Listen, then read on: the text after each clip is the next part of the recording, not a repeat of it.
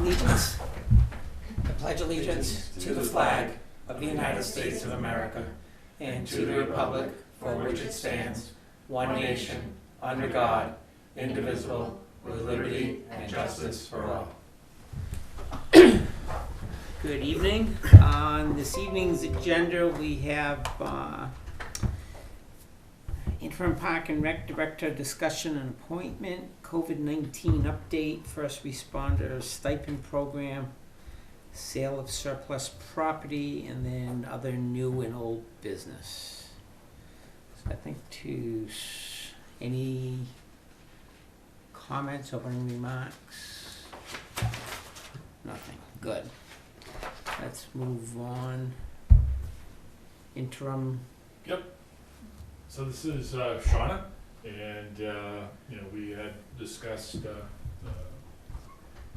possibility of having her come in as interim Parks and Rec Director. And her and I talked earlier in the week, and thought we'd have the board have a chance to talk about the position and her thoughts, and then decide whether you'd like to make an appointment. Good. Thank you, first of all. I don't think we've met before. I've seen you around town, but Oh, not officially. You understand it's on an interim basis, and then we'll Yes. figure out how it's going to go from there. I think Shauna told us last week you're a teacher. I am. I'm a third grade teacher at Highbridge. Yeah. So summer's off, no Yes. issues. No, it's Although, not. what do you foresee happening this summer? Because as a board, we had talked about pretty much canceling everything until probably the fall, where I think the next thing would be soccer. We do have the farmers market that will be needing to start soon. Mm-hmm. The vendors have talked about June 6th as their date to start. Okay. But other than that, Scott and I did discuss the pool, and I've spoken to Greenville. Wanda Nisley is the pool director in Greenville. They're waiting to make a decision until the governor comes out with his ideas for the summer programs, which includes public pool. Yeah, yeah. Just so I don't lose thought, that's one of the things we should consider is if we don't open the pool, if there's anything we need to do to the pool to maintain. Well, I did see that there must have been some sort of maintaining that they're doing right now because there were some pool chemicals on the manifest this week. It's like $110, so there must be something they're putting in there, whether it be an antifreeze or a clean, something to keep the pumps. I'm thinking Primed or more something. of algae growth and Yeah. whatnot. Yeah. Like I Well, said. not to Yeah. digress. Yeah. And speaking of the farmers market, I don't know if I received an email, I think last week, on farmers markets in general, and that the state has a brochure that they put out to people. Are you Yeah, familiar and with the that? New Hampshire Department of Agriculture also has guidelines as well. And UNH Extension, they're doing a call on May 18th for best practices. Yeah. But I was able to talk to the market managers around our area Yeah. and see what their current guidelines are, because a lot of them have already opened. Yeah. Well, this one here was referencing not only guidelines, but if you give them your information, they'll put you into that advertising Oh, brochure that they publish. oh, So, did you get that?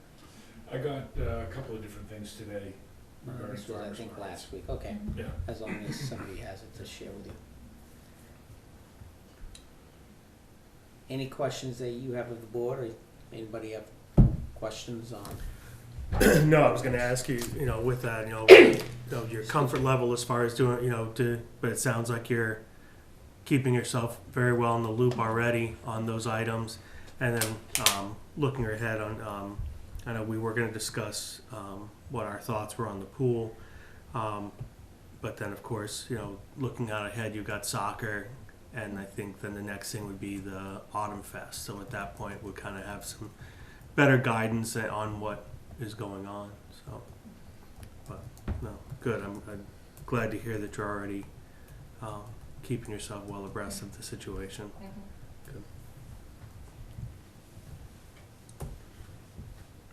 We, we also talked a little bit about, just, should we get something going, just her familiarity with the, some of the software to deal with the accounting side of things. And, I guess your thoughts were, that you might look to do some other type of activities possibly instead of the movie nights. Yeah, I think, we had said if we were able to do something moving forward, depending on if things opened up over the summer. I don't think movie nights is a possibility, but we can be creative with other activities. But I wouldn't plan anything right now per the governor has said, we're opening slowly, so Yeah. that's not an essential business. Good. Good.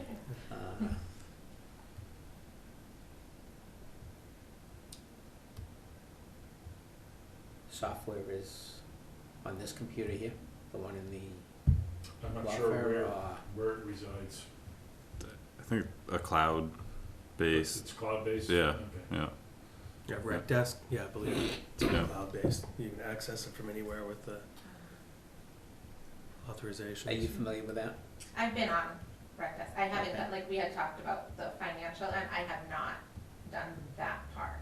Okay. You'll show, tutor, Yeah, we'll figure out a way to get her up to speed if, Okay. that becomes necessary as we start planning things. Yeah, I think the other thing that we discussed was, for some, you already have deposits from some Yeah. For parents for, softball, and then also there was a AAU basketball team that people had paid into. So we have to work on getting those refunds or the credits out this week, which would be good. So if Sean had access to the rec email.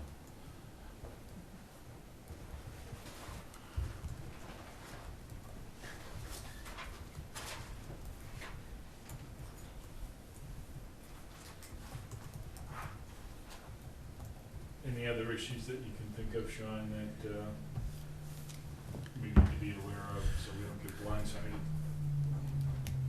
No, that's, because even like the spring going into the summer, there's not as much going on. There's not as many kids involved, and it's kind of more free type programs and just,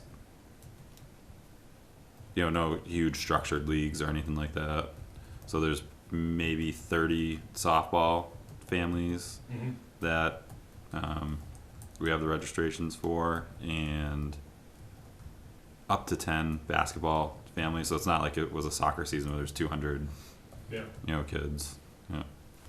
And even with the softball program, we had ordered about 75% of the uniforms, but we were able to return those for a nominal fee. It was pennies.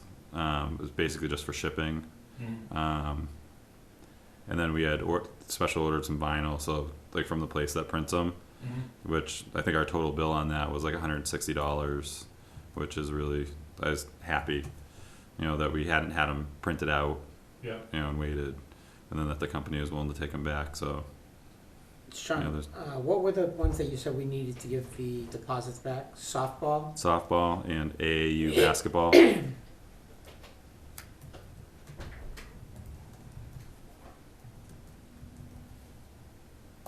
And there are two ladies that were working on the the softball with me, and they had, compiled a list of all the people to contact.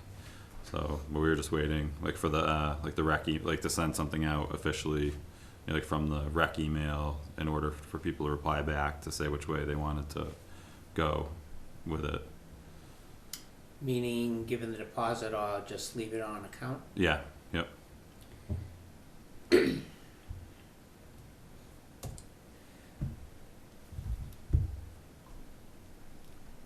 I don't see it happening, but if the pool were to open, what's your comfort level with managing that?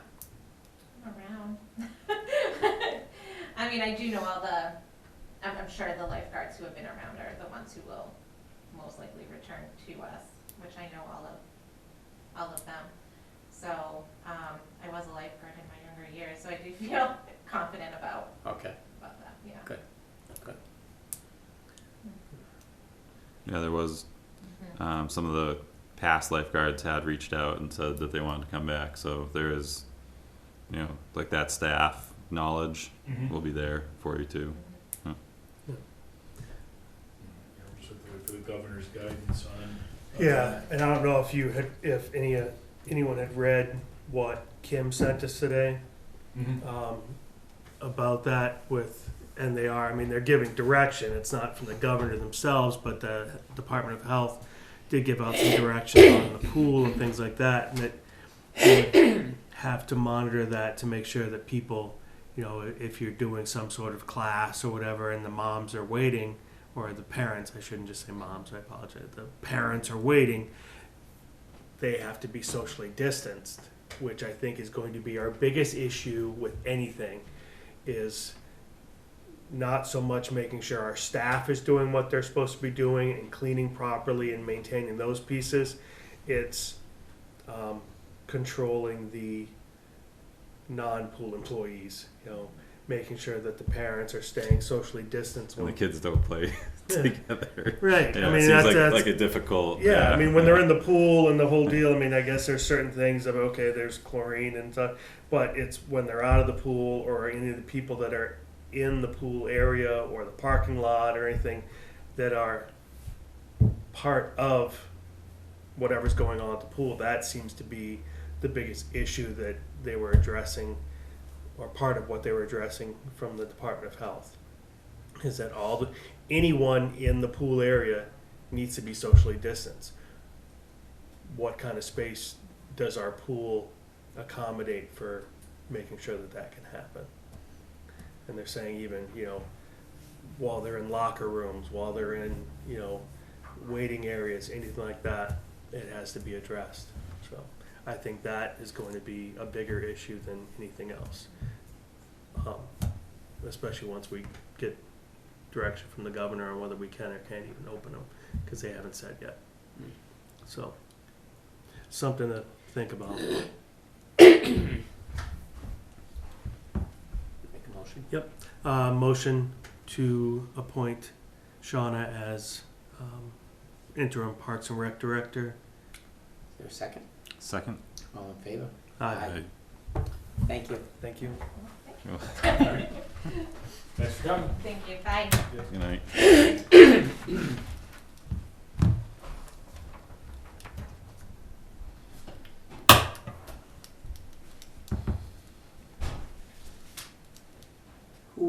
I didn't see the pool supplies on the manifest, but was there, you said? 'Cause I'm trying to think. Yeah, there was something, it was $110 for pool, it was listed as pool chemicals on the manifest. I've just started looking now that we had that weird thing pop up on, you know, just making sure things are going in the right spot. That, I believe, was that the one from Maine Oxy? I think so, yes. I think part of that was it was one of their annual fees to provide that service, whatever they do. Main What is Oxy Main Oxy? doesn't, Yeah. No, we get CO2 from them. for the pool? Yeah.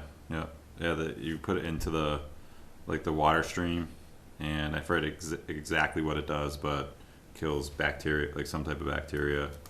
So we do go through CO2 Yeah, I think it tanks, was and they come and deliver. actually for the tank lease. Yeah. Which I don't know if we have tanks. I don't think we should have tanks down there now, because I believe they take them out. Yeah, I'd have to At the end of the read season. exactly what the description was on the invoice. If you read that and kind of explain what it was for. Okay. but it was some annual fee that they charge to provide the service. Oh.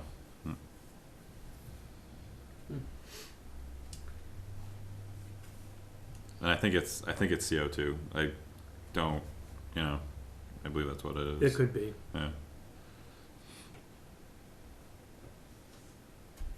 Never heard of CO2 on a pool. So I'm just And I forget seen them what that use helped. the infrared lighting, they've used the chlorine, they use bromine. I'm not, I'd just be curious to Mm-hmm. know what it does. Hmm. I'll sit on the pool. Yep. COVID? COVID, we would you like to start then on COVID? So, just a few things.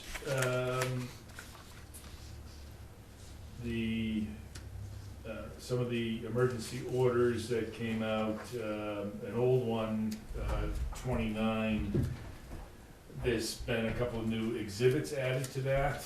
Exhibit E was basically, emergency order 29 had to do with delaying deadlines and timeframes for a variety of state permits, licenses, things like that. And what this one does is it delays the requirement for the fire standards training, the physical testing that's required. And it basically means that anybody that comes on board for the fire department, within 6 months of the training being offered again, they have to complete the training. So they're giving some latitude so that you can continue to staff up if you need to. The other one was an Exhibit F, and basically the insurance companies in the state have to provide disclosures every year, financial disclosures, and those have also been waived for the moment, so that they can continue doing business in the state without meeting that requirement at this point in time. Then we had emergency order 41 and 42 came out this week from the governor. 41 deals with providing some additional Medicaid eligibility for COVID-19 related testing. And executive order 42 basically creates a temporary health partner category so that healthcare facilities needing additional staffing can add what they're calling temporary health partners that would be supervised by a RN, APRN, LPN, something like that. So they wouldn't be on their own, but they would be able to be another source, another resource for healthcare facilities without needing to go through an extensive amount of training. They have to go through at least an 8-hour class to qualify. The other things that came up today in the legal call that we had is there were questions around gyms, for example. Gyms still have to remain closed. There is no time frame on when they might be able to open, so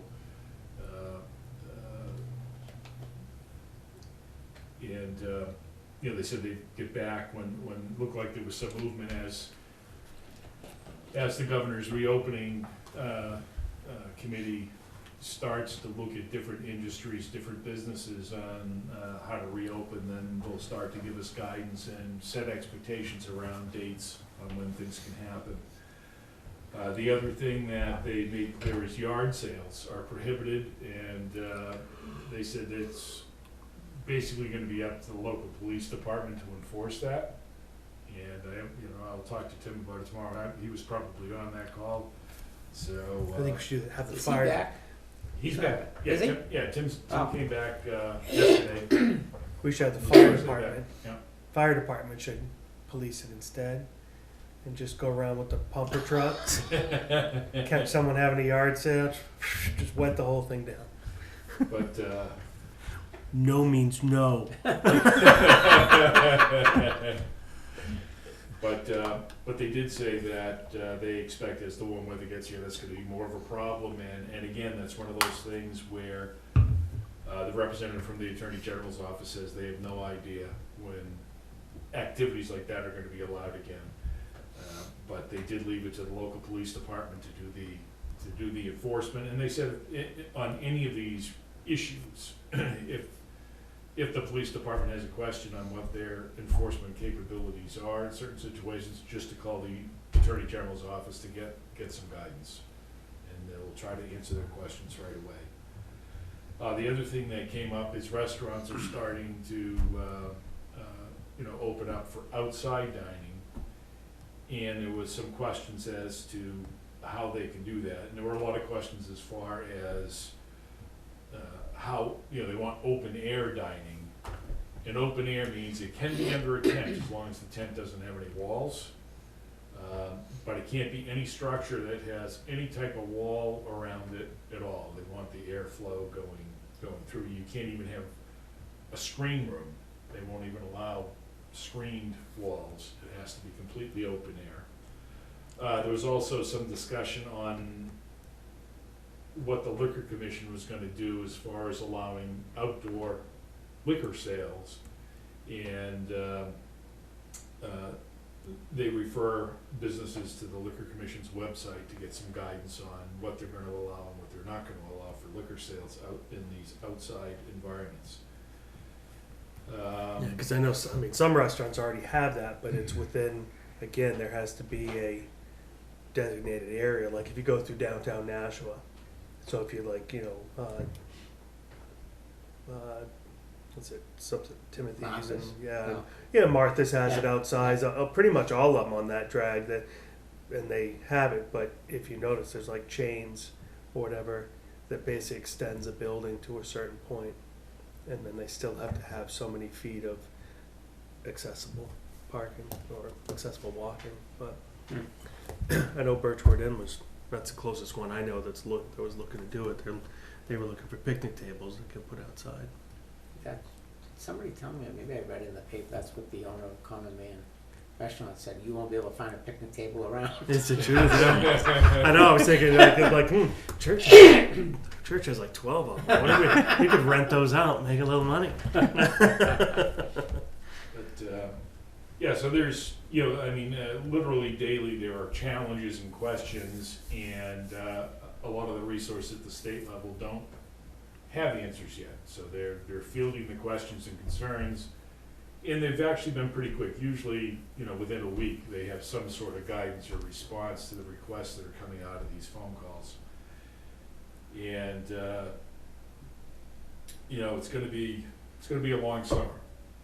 That's what it sounds like. It's going to be a long summer as they decide which industries, which businesses are going to be allowed to start to open up. Some of the malls did open up today. Yeah, that's what I can't understand, is how would they allow a mall to open up, but they wouldn't allow a person to have a yard sale?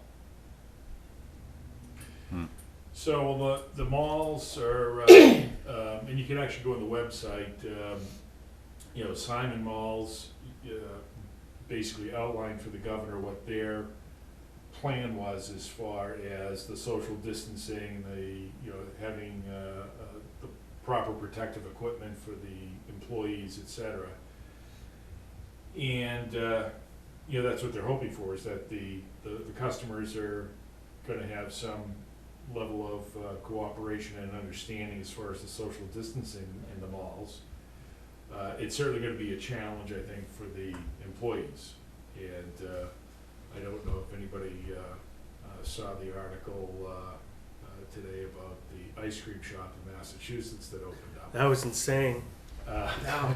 Guy, he opened up, and it's the same thing. Like you have to pre-order your ice cream, so you have to call in your order. Okay. And they got there, and he says that you have to socially distance, you have to pre-order your ice cream, it's going to take a little bit longer, whatever. And he said, like, one of his best employees at the end of the first day, she goes, I quit, I'm not doing this. And he says the language that was used They just berated this to this poor 17-year-old girl, he goes, you wouldn't have used in like a men's locker room. He says the language at some of the, he goes, I mean, this was like, Was it moms people and stuff. going there expecting that they were gonna buy an ice cream? Yeah, they were gonna get Right. ice Wow. cream, or that, hey, where's my ice cream? Why isn't my ice cream ready? Why am I waiting? And they're just Stand a little berating. closer. Yeah, and they're just yelling and cursing That's at a this set. shame. So he shut it down. So he opened up Friday night he shut it down. Sunday he opened back up. And he says, and basic people got the hint, like, I'm not doing this. And so by Sunday, I guess everything was nice and orderly, so that people could get their ice cream. But he said, he goes, this isn't worth it. He goes, he goes, it's better for me to shut down than to have my employees being Yeah. treated this way. Yeah. Yeah. And what, a security guard somewhere got shot the other day for the same thing, like doing Really? something at a store or whatever, and he's trying to tell people you need to stay out, and people shot him. Yeah, and a McDonald's employee got They gotta shot. take those guns away. No. Yeah, the McDonald's employee got shot in some state because they just explained to this guy that their dining room was closed. They had to go use drive-through, and that got this kid shot. Just Wow. for telling. Really? Yeah, just because the customer. Everybody's on edge. For a McDonald's, I don't know. At Well- McDonald's and ice cream. But we live in a world where somebody will call 911 because they didn't get enough fries. Exactly. Yeah. I mean, that's the world we live in, Yeah. right? There were only 11 nuggets in my 12 nugget box. Right, so, so there are, I think people are clearly on edge, but that's no excuse for some of the behavior we're seeing out there. Yeah. And I think that's gonna be a concern for all of us, and I'm sure Tim has this in the back of his mind, as do his officers, that, you know, as businesses start to open up and people are gonna be, you know, a little uptight and expecting things to instantly go back to normal, that's just not gonna be the case. Yeah, and they're only getting like 25% of what normal was. And, Right. Yeah. And though we haven't had any incidents yet, it's been relatively quiet actually here. Always subject to change as this kind of grinds on through the next few months. So we'll see. The other thing that we have COVID related is the first responder stipend. So under tab 2, I kind of laid out for you what this program is all about. And they say it's an 8-week program, but if you kind of do the math between when the start date and the end date is, some towns are basing it on 8.28 weeks of compensation. So that's what I calculated these numbers on, so these would be worst case scenario, but it's in the ballpark, and we're not talking a tremendous amount of money.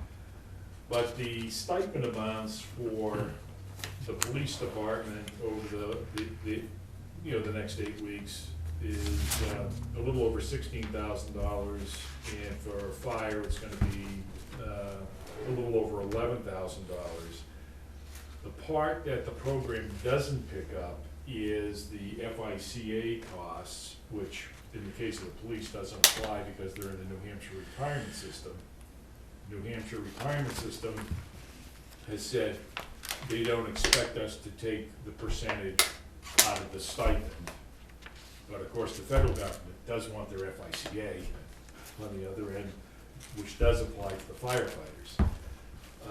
And in both cases, the Medicare expenses. So our total exposure is $1,120, thereabouts.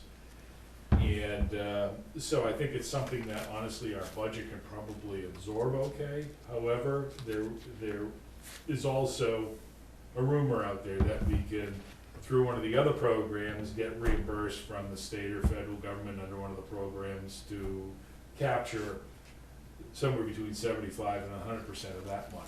And we have a conference call coming up on Thursday to go over all the different programs that are out there with a bunch of folks from FEMA, the state, New Hampshire Municipal Association, et cetera, so that we can better understand what programs we can apply certain expenses to and try to get as much reimbursement back for the town as possible.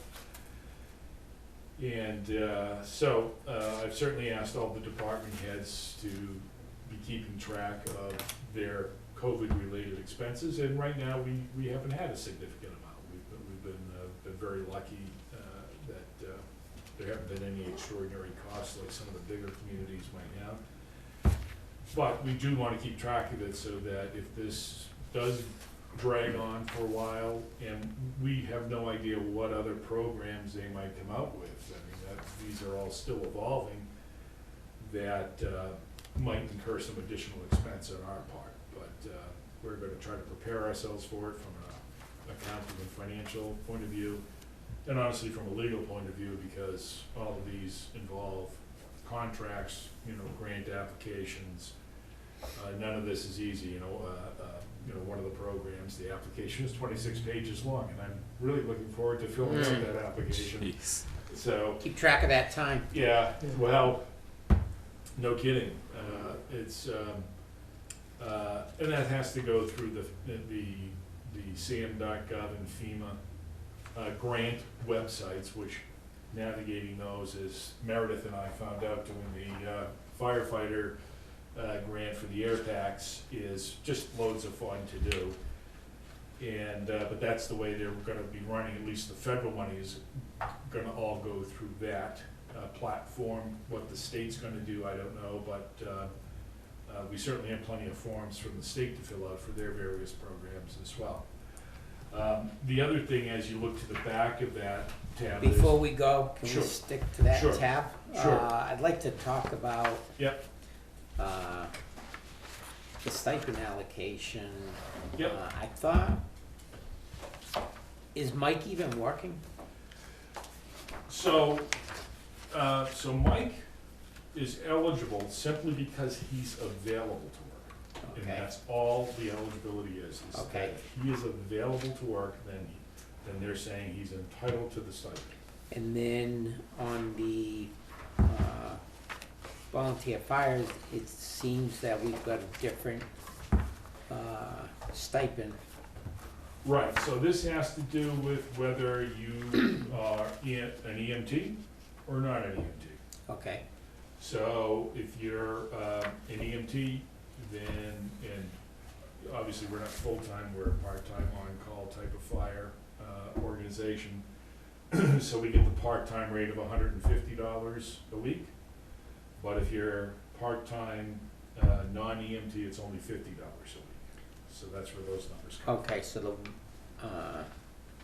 are these individuals that are listed as EMT the ones working for Sauhegan also? No. No, No, these are so- just, Right, so the other thing is you can only get your so if you work for multiple agencies, you can only get your stipend once. And I was gonna point you, there's a form that they have in the back, that's on our letterhead, that basically has each firefighter, each police officer sign off that they're only getting a stipend from one community. Because we have some, and Meredith already had that conversation with hers, and there were about, I think about 5 people that were eliminated because they're gonna get it from a different town. So they're not on our list, they're on their list, but they still need to sign this form saying that they're waiving their stipend here because they're getting it elsewhere. So they're all gonna have to sign this document and give it back to me before we're gonna give them a check. And the other thing about this is, we're gonna be getting this check from the state in a lump sum. And then it's up to us to decide through our payroll system how to do it. And originally, I was thinking that we would just do it weekly like we do our typical payroll, but honestly, because of some of the issues around if somebody goes on vacation and isn't available, they lose the stipend for that week. I almost think it's better to give the stipend at the end of the 8 weeks, when we can kind of net everything out, and then,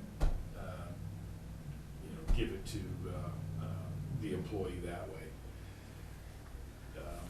There is a little bit of a, again, we're not talking a huge amount of money, there is a little bit of a ding that they're gonna get, because usually when you do something in a lump sum like that, they take more taxes out than if you spread it over the 8 weeks in total.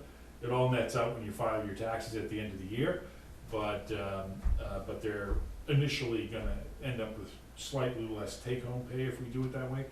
But honestly, from an accounting and a financial standpoint and a tracking standpoint, I think that's gonna be the only practical way to do it. Once Roger and I talk with Joanne Smith tomorrow on how we think this is gonna all roll out, because we're all learning kind of real time on how to best do this. But the more I understood today on what the impact was gonna be on us, I think having it dispersed at the end makes the most sense. And I'm fine with that, it makes sense. See, and I'm thinking the other way is that, well, is this supposed to be, granted they are working anyhow, yeah, and it's kind of a bonus, but any reason why they would need to be budgeting for that they needed the money, which I guess it's not really the case, because this is just a yeah, this is- bonus. right. Got an Uh, extra thing, yeah. The question though that is still in my mind, that do our firefighters ever take on the role of an EMT or whatever? Because I always thought that So they do occasionally. they do. So, Meredith says if they show up at the site, those that are, EMTs, et cetera, including herself, sometimes will take an active role as an EMT, if need be, if the situation demands it. Otherwise, Sauhegan Valley Ambulance Service takes the lead on that, but if they need assistance and our folks are there, then they're perfectly capable of helping out. and Yeah, do because I've seen times when they've been called, like say they get called to the manor, Friendship Manor, for a lift assist or something like that, and then it is taken another step. They step in until, they take on that role. Well, lift assist, meaning that Sauhegan Valley is there. Well, I've seen them too, but again, if they're there and they're starting to, get them down the stairs or whatever else, and then something else is needed before the ambulance is present. But, I've seen them there with the, where they start to, the fire department gets there, they're getting the person down the stairs to the main lobby before the ambulance gets there, things like that. I mean, they normally always have an EMT. How do they get them down? They have a chair, they have a special chair they have to use, the fire use. Fire department has? Pretty sure. I think so. In their rescue vehicle, I'm assuming. Don't know. That's why whenever I hear a lift assist, I'm thinking it's because Sauhegan sends out people and they need help, Yeah, getting and them that's up where the onto fire department comes in. Yeah. But I don't know. as long as they're providing EMT services, I'm fine. Yeah, and the way the state did this is it's a very liberal definition to qualify for the stipend. And so we follow their eligibility requirements, and again, they're funding it, so we're going by their criteria. Now, towns don't have to do the stipend program, so you have the option of not offering it. But I would say that most towns are going to reward their first responders because of the situation that they're in right now, and the exposure risk that they have with COVID-19. So I would like you to take a vote on the stipend program tonight, if that's the way you want to go. And but it is optional. And then do we have the flexibility to pay at the end of the 8 weeks? Like, is that, That's or is it gonna entirely up cause a to us. problem? It's entirely up to us to determine that part of it. So the town has the flexibility to do it whatever way it sees fit. But the amounts are dictated by the program. Hmm. How we choose to roll it out is up to us based on our own individual, preferences or what our accounting system would dictate, so. Okay. Like I said, I'll know more when I talk with Joanne tomorrow on what her thoughts are on it. But say if some are talking about paying all the people up front, well then if somebody goes out on vacation or something like that, then you're gonna have to pull that money back. And then, because the state's gonna pull it back from us. Yeah. If they find out that somebody's gone on vacation, they're not available. So rather than needing to do all that monitoring and et cetera, So I can see the value in that than waiting till the end, Right, just to so- kind of. So the fire department doesn't anticipate a situation where somebody's not gonna be available for the next 8 weeks, but the police department has one or two people that may go out on vacation during that period of time. So we're gonna have to kind of be on top of that, and like I said, I'd rather net it out at the end and cut a lump sum check. Yep. Than try to be managing this weekly. We don't have the resources to. I just wanted to make sure we weren't going to get into. I know some of these programs have Yeah. requirements of like how it's. And I guess my only Yeah. question is there a way to cut that check separately so they don't take the hit on their standard payroll check? It can be a separate check, that we can do, rather than incorporating it in with their regular weekly pay. We can probably do What's the that. difference?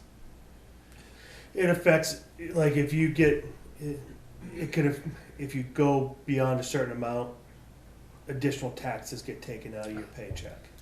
I guess my question, because you raised it, if somebody took vacation, well, then they wouldn't Yeah. qualify for that week. But what happens if they take 2 days off? Does it prorate, or do they still? It would be prorated. It's a prorated. They have to be available to work.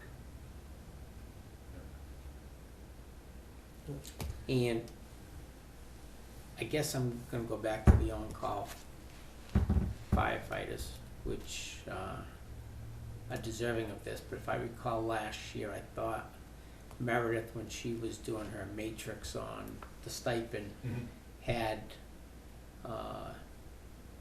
on-call firefighters on the register with some that hadn't even responded. Those are the So- ones I would be more, So some towns have commented on that, and they consider them inactive okay, and therefore not eligible. okay, And I'll talk to Meredith about that Yeah, tomorrow, but yeah. I think she already sanitized her list pretty Okay. much. yeah, as long as they're, Yep. like you say, available, Yeah, they have to be available. If they can't take the call, And active. yeah. then they're not eligible.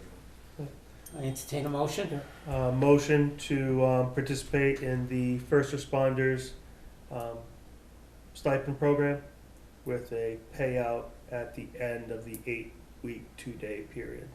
Is there a second? Second. All in favor? Aye. Scott, just because you brought up, that our budget looks like it could absorb. Yep. There had been some comments out in the public about, it was aimed at the school and then someone aimed it towards the town as far as, how much money do you think they're gonna send back? Is the town gonna give back or is the school gonna give back since all these things aren't happening right now? Meaning, softball doesn't happen or the pool doesn't open or whatever it is, Yeah. how much money. And I just so you know, I put out things, basically saying, at this point, we're monitoring everything. But 90% of, if you really look at the budget, the top 3 lines in every department we have, or the top 4 lines, salaries, insurance, FICA, Medi. I said, once you get beyond that, I said, there's very little wiggle room in any budget. I said, obviously, if a program doesn't happen, yeah, that money's left over, but I said, at the same point, the town is still looking at what expenses we're taking in, as well as revenues that aren't happening.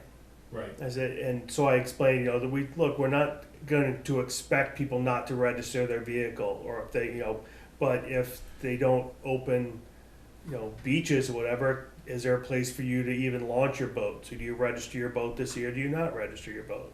I said, there's all sorts of things like that that we're looking at. And then where we hadn't heard from the state yet about the block grant and the unanticipated income that we had all put in our budget this year. I said, these are all things we're looking at. And I said, so at any point, I said, but the number one thing I told people, I said, our meetings are posted online. Our emails are available through the town website. If you have questions, you have comments, please go out. I said, but I just wanted to make sure that people knew, because I said, and you know, and there's contracts, there's things that we just can't not pay. You Right. know, so. Yeah, there was, you know, there were some towns that were even questioning whether they could pull back money, for example, that was voted on for expendable trust and capital reserve fund for this year. It's like, well, since the year's going south, you know, can we put less in or pull that back? And the answer was no. If it's already been voted on, it's gotta go into Yep, those right, accounts by the end of December. I mean, we do it earlier than that here, but that's, you know, that ship has sailed, so to speak. You can adjust it next year if you want, if you feel you're gonna have a revenue shortfall. There was still some discussion out there about revenue replacement, whether the federal government or the state might come up with revenue replacement programs for municipalities. I don't know if that's gonna go very far. You know, I think they're discussing it, but I wouldn't be optimistic that we're gonna see anything. Well, I also look at it, and I think everyone, hopefully people would understand that if the state government or the federal government is giving you revenue replacement, they don't just print it and it magically appears. That's gonna end up somewhere. Someone's gonna pay for that. So if the Right. state pays the municipality, next year the municipality's gonna pay back the state. So Yeah. we either take a hit now while all this is going on and we're all kind of laying low and not spending a lot of money, compared to next year everything starts to come back and now you get hit with a larger tax bill because the state sent you a couple bucks, you know, in July. So, What I think people need to recognize and understand is that even if the town comes with, you know, expenditures below the budget, it's not that we're gonna be cutting checks and mailing them back to the taxpayers. That money goes towards the,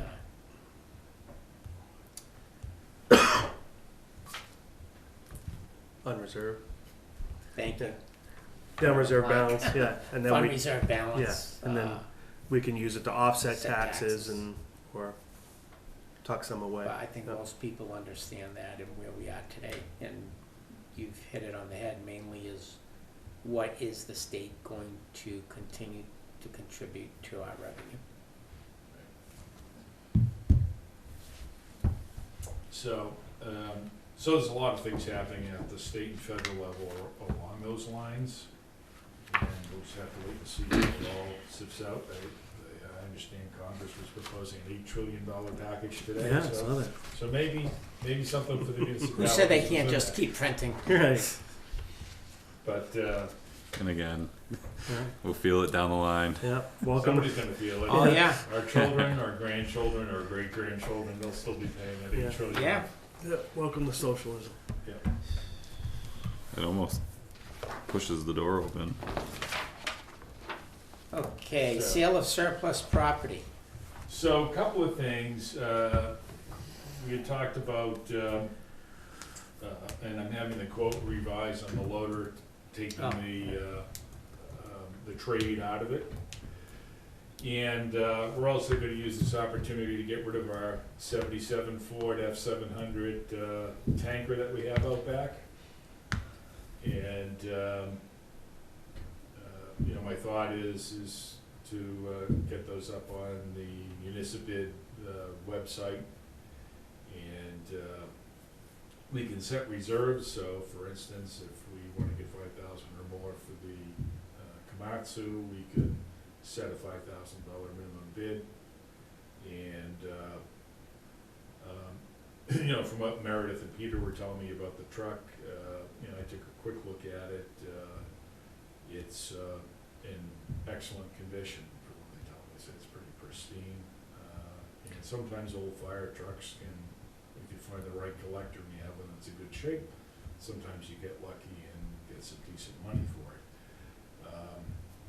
So, you know, my thought is if we're gonna put one up, we might as well put the other one up and, you know, move these things along because neither one of them are getting any better condition by sitting out back. We should probably just. So that's not the one he uses to flush culverts? Well, he doesn't flush the culverts, and that's why I'm really gonna be against that, because there are so many culverts in town that I see that are not been cleaned out. Yeah. And if we have the equipment and he's not utilizing it, I'd like that question answered first. Okay. Is So where you is just- he with the maintenance of cleaning out the culverts? And if we get rid of that tanker truck, which was supposed to be used for that, how is he going to manage that? Yeah, because I think I mentioned that to you a while back, because when we were talking about getting rid of the old fire engine, like we got the new engine, and they said, yeah, and it came around like, well, is that one he can use for swap it out to the DPW and use that for flushing culverts? And they came up as, oh no, they want to get rid of that and buy a flatbed and do all. I'm like, wait a minute, we got two vehicles. Yes, they can't be used as fire vehicles, but they got pumpers. Mhm. So why aren't we using those for that? And if that one's older and the other truck was better, swap them out, paint it green, you know? So yeah, and that was my question. I thought then all of a sudden it's like, wait, what? I thought that was the culvert. And Cleaner. that's in, yeah, I mean, it could go a long way in improving our drainage infrastructure here. Well, I'll bring it up to Peter tomorrow in the staff Yeah. meeting. The other thing is, I'm still gonna advocate that if we decide to go with the second, but at least the one, be parked out front with a for sale bid, however we wanna do it, but I think that in this community, there are just so many people driving on this road that are contractors, Yeah. that aren't gonna be going to Unibid or whatever, that we'd probably get more interest. So Municipid actually gets a pretty good following and some decent returns in year. It's free to us to use it yeah. because it's the buyer who pays a 9% buyer's fee on whatever they purchase. But I don't think there's anything in their terms and conditions that would prevent us from trying Going to sell above. it ourselves, but I'll confirm that. Yeah. And, you know, I mean, we can throw it up on our website as well, and I don't know whether it's worth putting an ad in the paper to say we're. I don't know that I would put an ad, but I mean, if you park it out front, Yep. Yeah, the traffic on this road, yeah, and I'm just telling you, personally, my vehicles, I've never had a vehicle out there longer than a week. There are Wow. just so many people coming, and I mean, yeah. I've had ratty vehicles, and and they go, and I'm thinking, how'd you see it? Well, I drive this road every day. Yeah, I'll have to look into that to see, I don't know if we can just put a for sale sign out, or whether we actually have to do kind of a sealed bid. Well, that's what I'm saying, but even if you said, for sale, sealed bids, whatever, Yeah. you know, we can, Yeah, and then, yeah, put like a timeline Yeah. on it. Yeah. All right, well, I'll talk to the Municipid people to see if there's any restrictions. I tried to find that last week, I couldn't find it online, and I Googled municipal bids, and it Yeah, Oh, no. didn't come up. yeah. And I remember you I had found it. mentioned Yeah, it. yeah, yeah. Why, that was like a year ago or so, but yeah. Yeah. So. I'll email the link. Yeah, I'll if go you through have it. that. Yeah.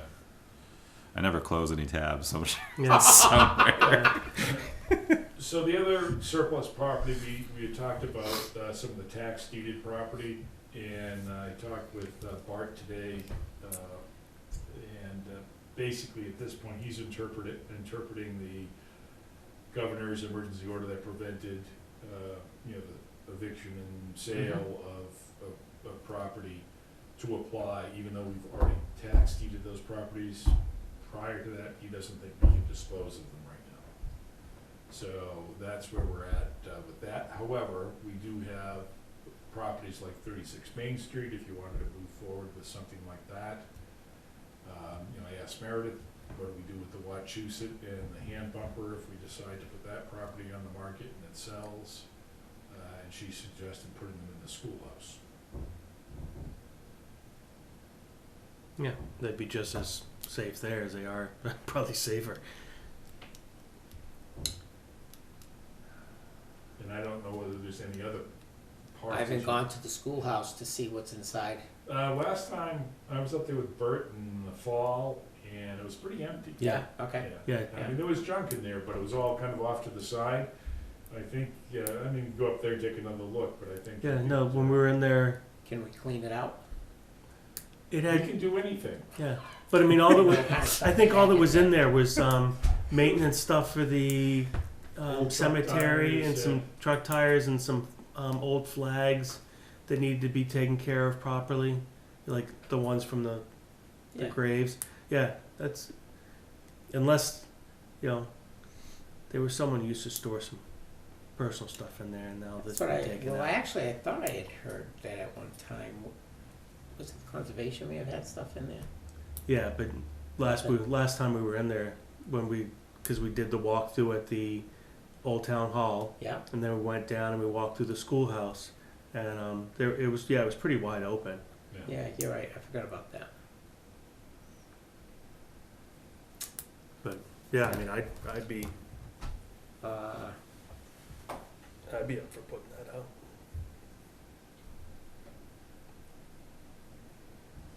And I did also get an inquiry about a small parcel, a tenth of an acre on West Spinney Hill Road that, you know, there's some interest in that, and they'd be willing to put an offer in via sealed bids on that as well. I don't know what shape that parcel is or what significance it might have, but well, first of all, I'm not sure that we have the authority to sell that, or sell any property without having it first approved by the voters. Other than tax deeded. yeah. Town property, I didn't think we had the authority to do that. I'll check for it, Yeah. but I'm pretty sure the selectmen have the authority to dispose of property. Because when we had the old highway garage, that got put onto a warrant article not to sell it. Because the selectmen had gotten the authority to sell it separately. So I just wanna make sure whatever we are thinking of doing, that we have that. Okay. I can check into it. You know, that old thing that says, well, if you don't have the authority, you don't have it. Yeah, And we think we do, but, yeah.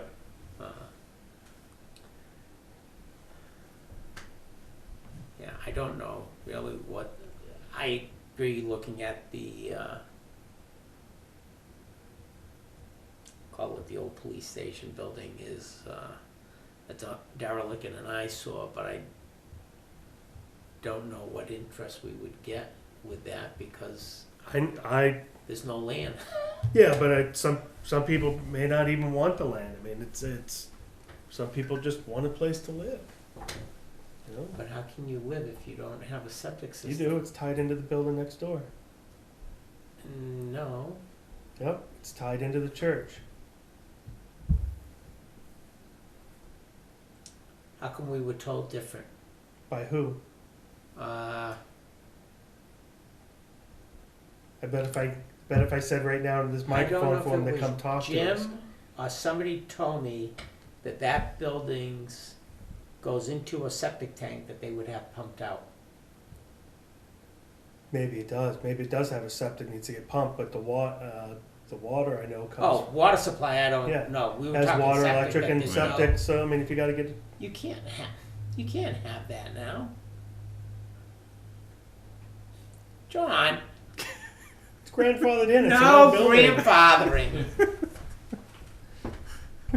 All they'd have to get, they just got to get a. Here he comes. No, it's not. Keep going. Just get a walk. So I mean, yeah, they would just get a Outhouse. no approval from the neighbor to use property. To put in. Oh, Yeah. an easement or something. Easement, yeah. Okay. Yeah. Yeah. I I guess. mean, that it's would if it's a be- part, yeah, because they'd just be digging a hole in the parking lot. It's not like they. I mean, grass will grow real nice over it. Yeah, I don't. So, but I mean, what's it doing for us? I mean, unless put it this Nothing. way, It's just. it's either that or we just tear it down. Well, why go to that expensive? Because then what are we gonna do with an empty piece of property? Huh? What I'm saying is why just have a messed up building there? Yeah. No, I agree with it. Should do something with it. I just don't know what the interest would be until we try, Yeah, if but, we have the authority. but I think we could definitely try to get rid of it. And then if there's no interest, then see if the fire department wants to burn it down for us. You have to go through all the lead, yeah.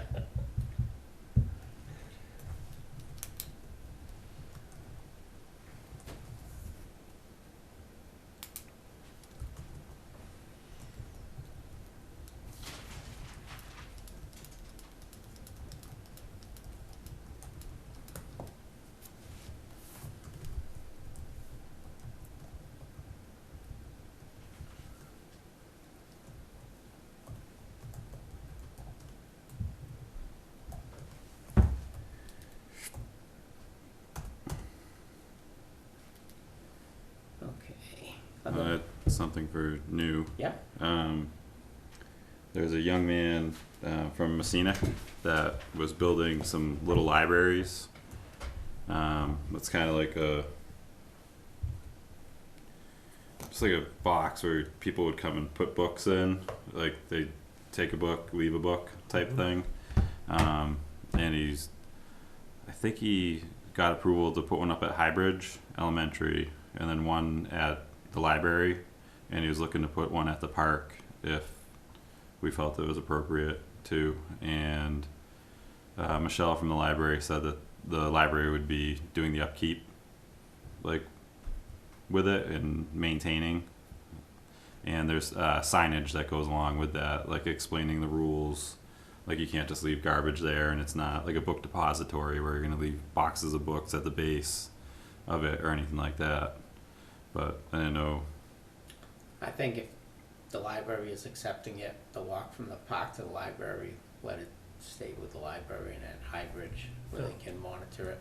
Mm-hmm. Being at the park, it's gonna be a difficult thing to, Yeah, I wouldn't trust putting one at the park. yeah. Okay. All right. Good idea though. Yeah. And also, just because you brought that, I guess a young man for his senior project for Messinic did a whole presentation on a safety complex. So I think at some point maybe we can just have him come up and do the presentation for us. I heard it was Meredith said it was a very, very good presentation, nice project he did. So at some point I think if we could get him to come present it, I think it would just be nice to do. You gonna schedule that? Yeah, I can do that.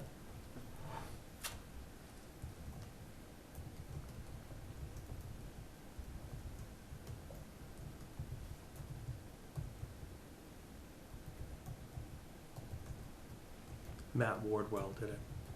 So Oh, yeah, yeah.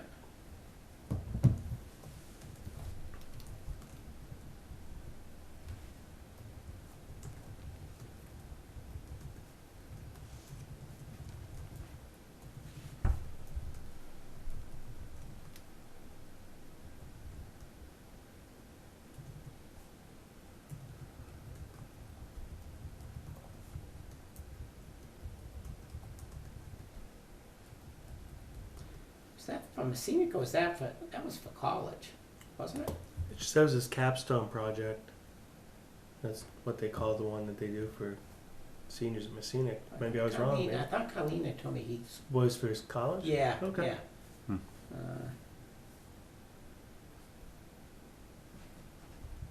I'll reach. We'll talk to. Get some contact.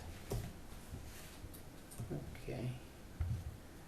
Scott, some of the, back to the old business, anywhere closer on the street lighting RFP?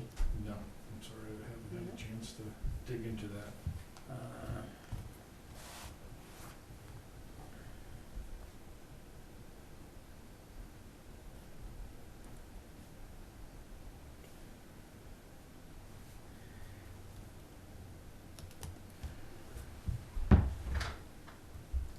So going back on the loader, is Mhm. that going to be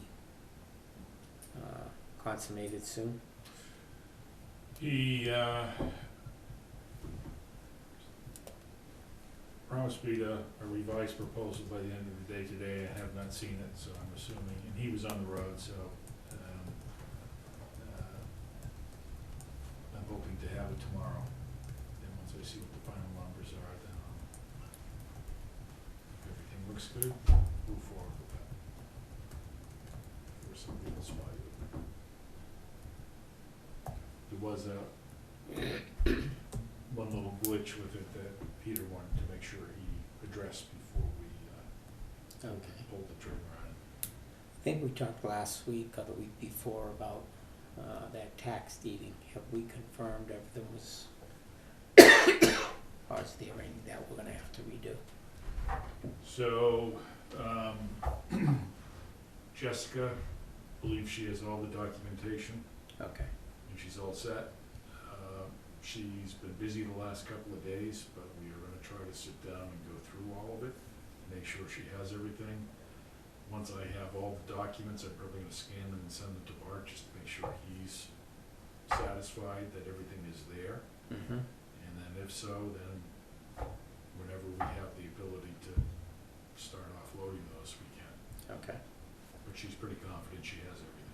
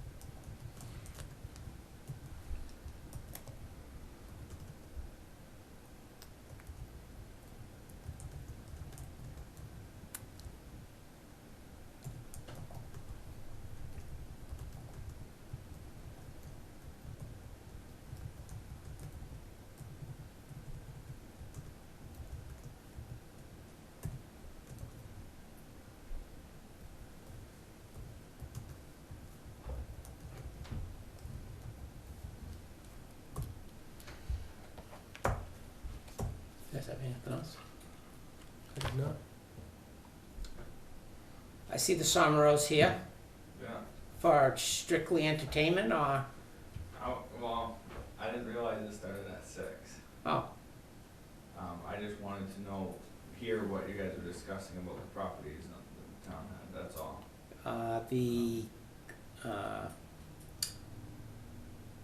governor's order, that was one of the executive orders that was issued, was to say that we have to hold back on doing any auctioning of properties. So we're waiting until that order gets lifted, and in the meantime, we're confirming we've got the process down. Is there any way to get a list of the properties of the town? Not until we publish the list. The board is, I don't know if we formally voted or not, but I had said that we would probably be doing it by sealed bids. So there'll be an advertisement posting. At that time, we'll identify what the properties are.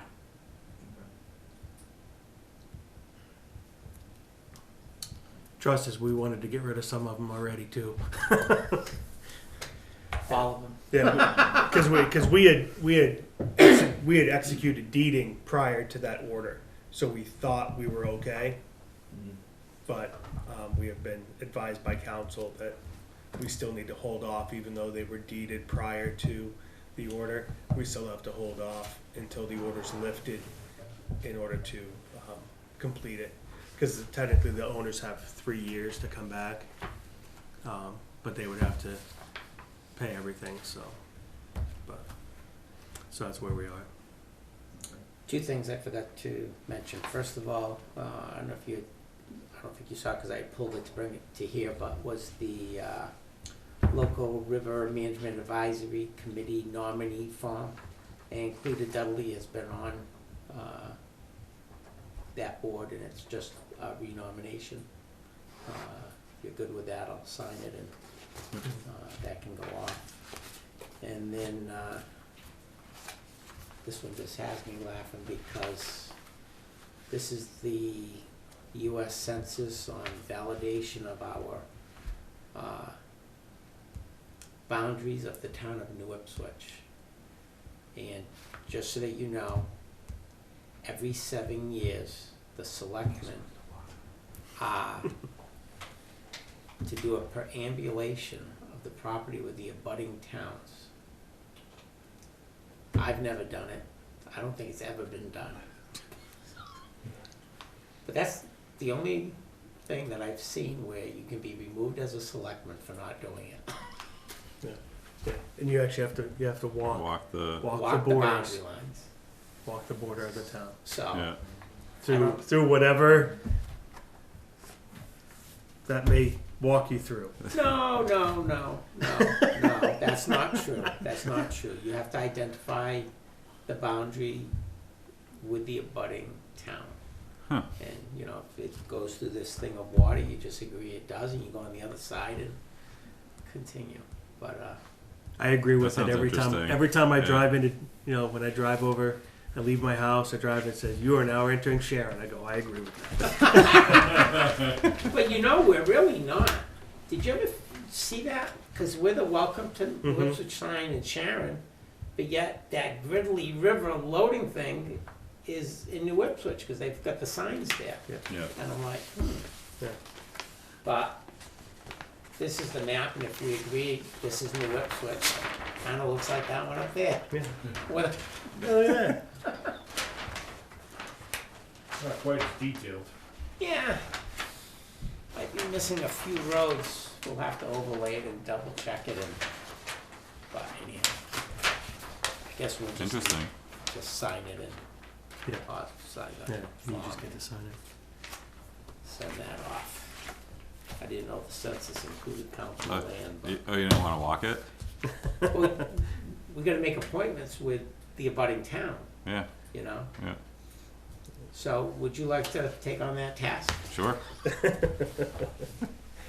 I think all three of us have to sign that one for Cleta. No, there's 3 spaces anyway. Yeah. Yep, you're right.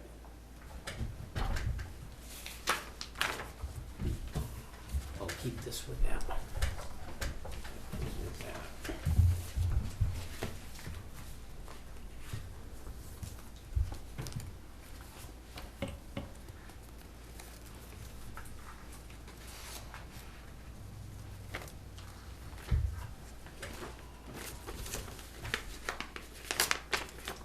Very good. Anything else? Motion? Motion to adjourn? Second. All in favor? Aye. Aye.